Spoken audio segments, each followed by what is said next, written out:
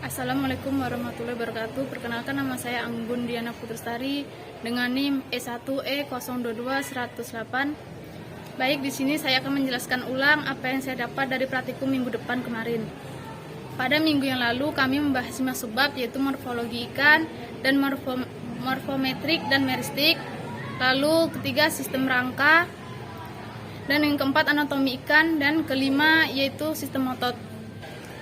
Morfologi ikan yaitu ada 3, satunya itu adalah kepala, ekor, dan badan. Bentuk tubuh ikan yaitu bentuk tubuh ikan sangat bervariasi, namun bila diamati tampak bahwa tubuh ikan mempunyai pola dasar, yaitu salah satunya ada kepala, ekor, dan badan. Terdapat 4 macam ikan yang kita buat praktikum kemarin, yaitu ada belut, ikan kembung, ikan mas, dan ikan lele. Belut bisa disebut dengan bentuk tubuh seperti ular yang memanjang. Sedangkan ikan lele yang bisa juga disebut dengan bentuk sagittiform atau bentuk panah. Sedangkan ikan mas itu bisa disebut dengan bentuk pipi. Sedangkan ikan yang terakhir, ikan kembung, yaitu bisa disebut fusiform atau torpedo. Baik, selanjutnya yaitu tentang bahas morfometrik dan meristik. Morfometrik adalah ukuran bagian-bagian tertentu dari struktur tubuh masuring metos. Morfometrik adalah ukuran bagian-bagian tertentu dari struktur tubuh ikan. Dan ukuran ikan adalah jarak antar satu bagian tubuh ke bagian tubuh yang lainnya. Karat morfometrik yang sering digunakan untuk diukur antara lain panjang total, panjang baku, panjang cagak, dan lebar badan tinggi, dan panjang sirip, dan diameter mata. Setiap ikan mempunyai ukuran berbeda-beda, tergantung pada umur, jenis kelamin, dan keadaan lingkungan. Faktor-faktor lingkungan yang mempengaruhi kehidupan ikan diantaranya adalah makanan, derajat keasaman, air, suhu, dan salinitas air.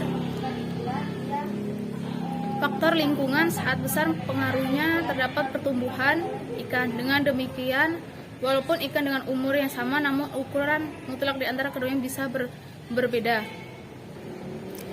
Baik, selanjutnya saya akan menjelaskan kembali tentang sistem rangka. Rangka ikan berfungsi untuk menegakkan tubuh, menunjang atau menyongkong organ-organ tubuh ikan. Secara tidak langsung, rangka menentukan bentuk tubuh ikan yang beraneka ragam. Tulang-tulang yang membentuk sistem rangka berkaitan dengan sistem otot serta mengalami evolusi seiring dengan berjalannya adaptasi keduanya sistem tersebut. Terdapat lingkungannya secara terus-menerus. Tulang ikan terdiri dari 3, yaitu tulang rawan, dan tulang sejati, dan tulang rawan, dan tulang sejati.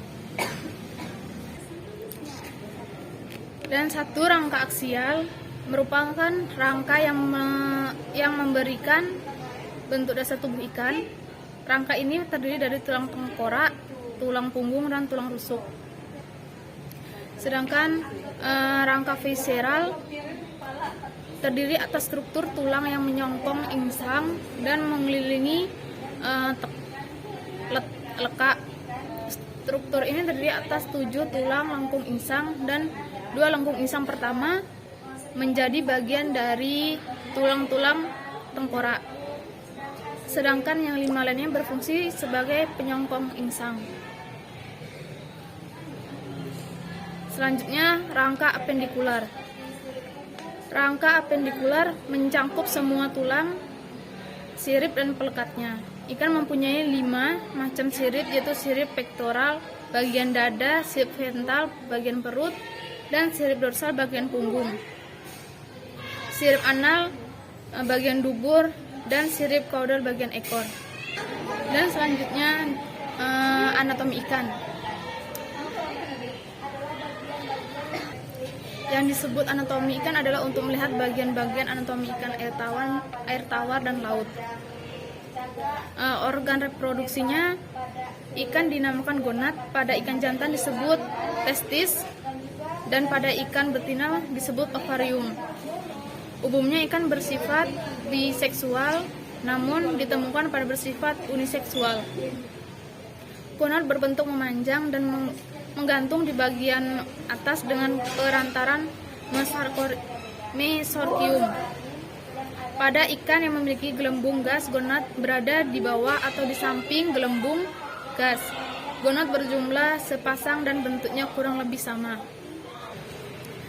Gelembung gas merupakan organ yang berbentuk kantong yang berisi gas CO2, O2, dan N2. Gelembung gas juga sering disebut juga dengan gelembung renang karena fungsinya sebagai organ hidrostatik yang berperan untuk mempertahankan posisi ikan dalam suatu kolam air dan untuk naik atau turun dalam kolam air. Kantong ini terletak di atas, di samping saluran pencernaan, tepatnya di antara usus dengan ginjal. Selanjutnya membahas tentang saluran pencernaan. Saluran pencernaan ikan bila diurut secara berurutan dari awal makanan yang masuk ke mulut sampai ke proses pencernaan, dan selanjutnya sisa-sisa makanan yang tidak dicerna dibuang dalam bentuk feses melalui anus. Maka organ pencernaan terdiri atas mulut, rongga mulut, tekak, dan kerongkongan, lambung, pilorus, dan usus dan anus. Dan terakhir, otot melihat otot ikan air tawar dan ikan air laut. Otot merupakan sistem organ tubuh yang mempunyai peran sentral dalam gerak ikan.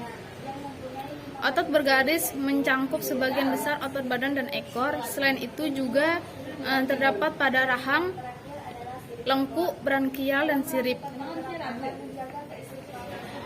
Otot bergaris. Bila dilihat secara keseluruhan, otot bergaris di seluruh badan ikan terdiri atas kumpulan blok otot. Tiap-tiap blok atau dinamakan myotom pada waktu embrio dinamakan myomer, yang dilapisi oleh myopsetum. Sedangkan otot licin adalah otot yang tidak bergaris dan bekerja di bawah rangsangan otot.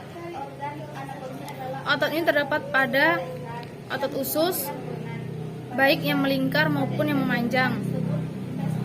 Dan yang kedua, otot yang terdapat pada arteri, yaitu otot melingkar yang berguna untuk mengatur tekanan darah. Selanjutnya, otot pada mata yang mengatur akomodasi dengan menggerakkan lensa mata. Selanjutnya, otot yang terdapat pada saluran ekskresi dan reproduksi. Otot jantung berwarna merah tua. Warna ini berbeda dengan otot bergaris yang berkisar antara bawah warna putih sampai warna merah jambu, tergantung pada spesies ikan. Otot jantung juga disebut sebagai myocardium. Myocardium ini dilapisi oleh perikardium selaput luar dan endokardium selaput bawah. Sekian penjelasan yang saya ketahui dan saya akhiri. Wassalamualaikum warahmatullahi wabarakatuh.